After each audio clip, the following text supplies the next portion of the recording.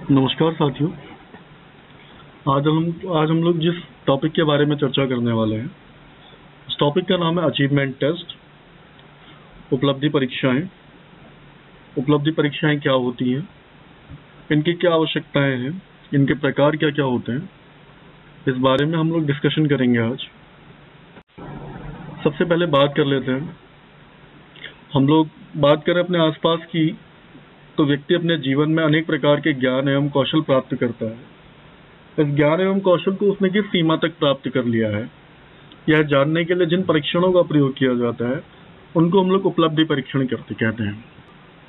अब हम लोग बात करें शिक्षण अधिगम प्रक्रिया की, तो हम लोग जानते हैं कि विद्यालय में अलग अलग विषय पढ़ाए जाते हैं अलग अलग मानसिक क्षमता के बच्चों को। तो किस विषय में छात्र ने किस सीमा तक ज्ञान प्राप्त कर लिया है, योग्यता या कुशलता प्राप्त कर ली है, इन तथ्यों को जानने के लिए मापन या मूल्यांकन की प्रक्रिया के अंतर्गत जिस परीक्षणों का प्रयोग किया जाता है, उन्हें उपलब्धि परीक्षण कहा जाता है। इसमें कुछ महत्वपूर्ण विद्वानों ने कुछ परिभाषाएं भी दी हैं। ट्रेसी करके एक विद्वान हुए हैं, उन्होंने कहा है, उपलब्धि परीक्षणों का निर्माण मुख्य रूप से छात्रों के सीखने के स्वरूप और सीमा का माप करने के लिए किया जाता है। यानी कि छात्र ने किस सीमा तक ज्ञान प्राप्त कर लिया है, यह जानने के लिए जिन परीक्षणों का प्रयोग किया जाता है, उसे उपलब्धि परीक्षण कहा जाता है। इन्हीं के साथ साथ एक बहुत महत्वपूर्ण मनोवैज्ञानिक और शिक्षाविद हुए हैं, थॉर्नडाइक, E.L. थॉर्नडाइक। उन्होंने कहा है कि जब हम लोग उपलब्धि परीक्षण का प्रयोग करते हैं, तब हम इस बात का निश्चय करना चाहते हैं कि एक विशिष्ट प्रकार की शिक्षा प्राप्त करने के उपरांत व्यक्ति ने क्या सीखा है। When we use an achievement test, we are interested to determining what a person has learned to do after he has been exposed to a specific kind of instruction। कहने का तात्पर्य क्या है कि इन दोनों ही परिभाषाओं से कुछ सामान्य सी बातें हमारे सामने निकल कर आती हैं। एक तो यह कि उपलब्धि परीक्षण का प्रयोग हम लोग ज्ञान या जो प्राप्त ज्ञान है उसकी सीमा को ज्ञात करने के लिए करते हैं, या बच्चे की प्रगति का ज्ञान करने के लिए करते हैं। इसके अलावा उपलब्धि परीक्षणों का एक लाभ यह होता है कि इससे छात्र की वर्तमान प्रगति का पता चलता है, उसमें जो अधिगम कठिनाइयां आ रही हैं, जो डिफिकल्टी जो फेस कर रहा है, उनका पता चलता है, उनको दूर करने का प्रयास किया जाता है। उपलब्धि परीक्षणों की हम लोग बात करें तो शिक्षा के विभिन्न आयामों की हम लोग बात करें तो हम लोग कहते हैं शिक्षा एक त्रिध्रुवी प्रक्रिया है, जिसमें शिक्षक, छात्र और पाठ्यक्रम तीन चीजें होती हैं। तो शिक्षक, पाठ्यक्रम और छात्र तीनों के लिए ही बहुत महत्वपूर्ण है। छात्र को जहां अपनी प्रगति का पता चलता है, वहीं शिक्षक को यह पता चलता है कि जिन विधियों से या जिन कौशलों का प्रयोग करके वो शिक्षा प्रदान कर रहा है, वो कितनी प्रभावी है, और वो प्रभावी नहीं है तो उनको किस तरीके से परिवर्तित किया जाए। पाठ्यक्रम की हम लोग बात करें तो उपलब्धि परीक्षणों से हमें यह पता चलता है कि किन किन चीजों को इंक्लूड किया जाना चाहिए, कौन कौन सी चीजें छात्र के लिए उपयोगी हैं, कौन कौन सी नहीं है। छात्रों के विषय में मैंने आपको बताया कि उनको अधिगम संबंधी कठिनाइयों का अपना पता चलता है। तो हर प्रकार से उपलब्धि परीक्षण शिक्षण अधिगम प्रक्रिया में बहुत महत्वपूर्ण है। अब हम लोग बात करें इसके प्रकारों की, तो उपलब्धि परीक्षण के प्रकार मुख्यतः दो होते हैं। एक होता है प्रमापित परीक्षण, दूसरा होता है अध्यापक निर्मित। थोड़े से शब्दों में जानने का प्रयास करते हैं, प्रमापित क्या होता है, स्टैंडर्डाइज्ड का मतलब क्या है। प्रमापित परीक्षण वह परीक्षण है जो कि विशेषज्ञों के द्वारा तैयार किए जाते हैं। कैसे तैयार किए जाते हैं? इन परीक्षणों को अप्लाई करने से पहले इसको एक बहुत बड़ी जनसंख्या पर लागू किया जाता है। उसके बाद देखा जाता है कि ये परीक्षण जो है किस सीमा तक उस उद्देश्य की पूर्ति कर ले रहे हैं जिसके लिए इन्हें बनाया गया है। इन परीक्षणों की एक बात और होती है कि ये जो पहले से विद्यमान सिद्धांत हैं, जो निश्चित निर्देश या नियम या सिद्धांत हैं, उन पर आधारित होते हैं। और इन परीक्षणों का निर्माण करते समय इसमें बहुत से पद पहले इंक्लूड किए जाते हैं, बहुत से आइटम्स यानी कि क्वेश्चंस इसमें इंक्लूड किए जाते हैं, 100, 150 या कोई भी उनकी संख्या हो सकती है। उसके बाद उसमें से यूजफुल और अनयूजफुल जो होते हैं उनको अलग अलग कर लिया जाता है, और जो यूजफुल प्रश्न होते हैं उनको इंक्लूड किया जाता है। तो इस प्रकार के परीक्षणों को हम लोग प्रमापित परीक्षण कहते हैं। दूसरे प्रकार के परीक्षण जो हमारे वो है अध्यापक निर्मित, जो क्लास में, कक्ष में या विद्यालय में अध्यापक के द्वारा तैयार किए जाते हैं। अब अध्यापक निर्मित परीक्षणों को भी दो भागों में विभाजित किया जाता है। एक परीक्षण है आत्मनिष्ठ सब्जेक्टिव टेस्ट, दूसरे होते हैं ऑब्जेक्टिव टेस्ट।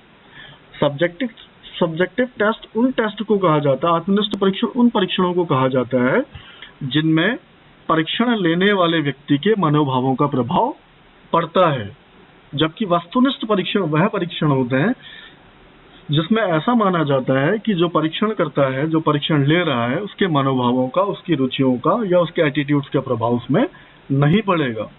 तो आत्मनिष्ठ परीक्षण जो होते हैं वो मुख्यतः दो प्रकार के होते हैं। एक होते हैं ओरल टेस्ट, दूसरे होते हैं ऐसे टाइप टेस्ट। मौखिक परीक्षाओं के बारे में हम लोग जानते हैं। मौखिक परीक्षाओं में क्या होता है, आमने सामने बैठकर छात्रों से या व्यक्ति से जिसका परीक्षण किया जा रहा है उससे संबंधित प्रश्न उससे किए जाते हैं। लेकिन विद्वानों का मानना यह है कि मौखिक परीक्षा कितनी ही बेहतर क्यों ना हो, केवल आमने सामने बैठकर किसी भी छात्र को कोई अंक प्रदान करना ये बेहतर नहीं माना जाता है, इसलिए इन परीक्षणों का प्रयोग कम किया जाता है। दूसरे परीक्षण हमारे हैं निबंधात्मक आत्मनिष्ठ के। अब निबंधात्मक परीक्षण की गुण और विशेषताओं की बात करें तो ये सभी विषयों के लिए बहुत उपयोगी होते हैं। इसके अलावा फ्रीडम ऑफ एक्सप्रेशन, मतलब बच्चे को अभिव्यक्ति की स्वतंत्रता होती है। बच्चों के लिए सरल है, टीचर के लिए भी सरल होते हैं। इसके अलावा बच्चों को अपनी अलग अलग योग्यताओं, लेखन क्षमता का या अपने भावों को प्रकट करने का एक बहुत अच्छा मौका इसमें मिलता है। इसी के साथ साथ इसके कुछ दोष भी हैं। दोष क्या है, जैसे में रिलायबिलिटी और वैलिडिटी का अभाव रहता है। रिलायबिलिटी और वैलिडिटी मतलब अगर वो परीक्षण अलग अलग अध्यापकों द्वारा लिए जा रहे हैं तो जो परिणाम प्राप्त होंगे, रिलायबिलिटी की हम लोग बात कर रहे हैं, वो परिणाम भी अलग अलग होंगे, उनका मान भी अलग अलग होगा। तो इससे क्या होता है, सीधे सीधे परिणामों पर प्रभाव पड़ता है। तो उस हिसाब से हम लोग कह सकते हैं कि ये परीक्षण बहुत अच्छे नहीं माने जाते हैं। दूसरी बात क्या होती है, इसमें आत्मनिष्ठता की भावना पाई जाती है, यानी कि अध्यापक के अपने मनोभावों का, एटीट्यूड्स का प्रभाव इसमें पड़ता है। उसके अलावा अंकन में अधिक समय लगता है, रटने की प्रवृत्ति पर ज्यादा बल देते हैं निबंधात्मक परीक्षण, या इसके दोष हैं। हम लोग बात करें वस्तुनिष्ठ परीक्षाओं की, जो दूसरा प्रकार है आपका, वस्तुनिष्ठ परीक्षाएं जो होती हैं ये मुख्यतः 5 प्रकार की बताई गई हैं। पहली है आपकी simple recall test. Simple recall test मतलब कोई भी प्रश्न पूछ के सीधे उसके समक्ष उत्तर लिख देना होता है। सिंपल रिकॉल का मतलब होता है सरल पुनः स्मरण टेस्ट, यानी जैसे कि मैंने आपसे पूछ दिया भारत के प्रधानमंत्री कौन है, ये सिंपल रिकॉल टेस्ट की परिधि में आएगा। उसके बाद दूसरे प्रकार के टेस्ट जो होते हैं वस्तुनिष्ठ में, वो होते हैं सत्य असत्य test, true false test. Gandhi ji का जन्म 2 अक्टूबर को हुआ था, सत्य या असत्य, ये दूसरे प्रकार के वस्तुनिष्ठ परीक्षण है। उसके बाद तीसरे प्रकार के वस्तुनिष्ठ प्रश्न जो होते हैं, परीक्षण जो होते हैं, वो होते हैं मल्टीपल चॉइस टेस्ट। जैसे मैं आपसे पूछूं भारत की राजधानी है दिल्ली, मुंबई, कोलकाता, चेन्नई, इन चारों में से किसी एक विकल्प को चुनना होगा, तो ये तीसरे प्रकार के परीक्षण होते हैं जिसको हम लोग कहते हैं बहुविकल्पी या मल्टीपल चॉइस क्वेश्चन। तीसरे प्रकार के टेस्ट, जो चौथे प्रकार के टेस्ट जो इसमें होते हैं, वो होते हैं मैचिंग टेस्ट, यानी कि एक कॉलम में आपको प्रश्न दिए होंगे, दूसरे कॉलम में उसके उत्तर दिए होंगे जो एक ऑर्डर में नहीं होंगे, एक क्रम में नहीं होंगे। तो छात्र को क्या करना होता है, सही क्रम का मिलान करना होता है।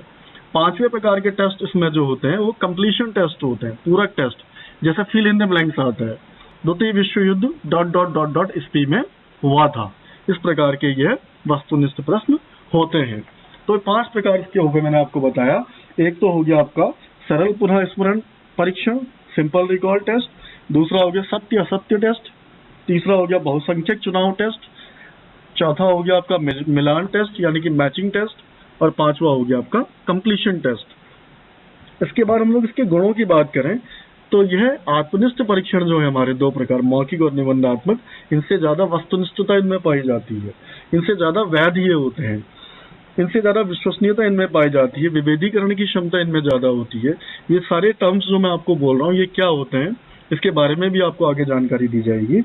समय की बचत होती है, इससे धन की बचत होती है, और उत्तर देने में सरलता होती है। अध्यापक के लिए भी क्या है, अंकन करने में बहुत सरलता रहती है। तो इस प्रकार से यह इसके गुण हैं। इसके दोष की हम लोग बात करें तो एक तो क्या होता है, बच्चा अजम्पशंस, अनुमान को बहुत ज्यादा प्रोत्साहन मिलता है इसमें, गैसिंग, मतलब गैस करने के आधार पर भी कई बार बच्चा प्रश्न सही कर देता है। दूसरा दोष की हम लोग बात करें तो अलग अलग योग्यताएं जो होती हैं उनको बहुत ज्यादा प्रोत्साहन नहीं मिलता है। लेखन क्षमता जो है या भावात्मक क्षमताएं जो हैं बच्चे की अपने आप को एक्सप्रेस करने की, उनको बहुत ज्यादा प्रोत्साहन नहीं मिलता है इसमें। इसके अलावा हम लोग कहें एक्सप्रेशन करने का, बच्चों को अपने भावों को प्रकट करने का बहुत ज्यादा इसमें बहुत ज्यादा अवसर से प्राप्त नहीं होते हैं।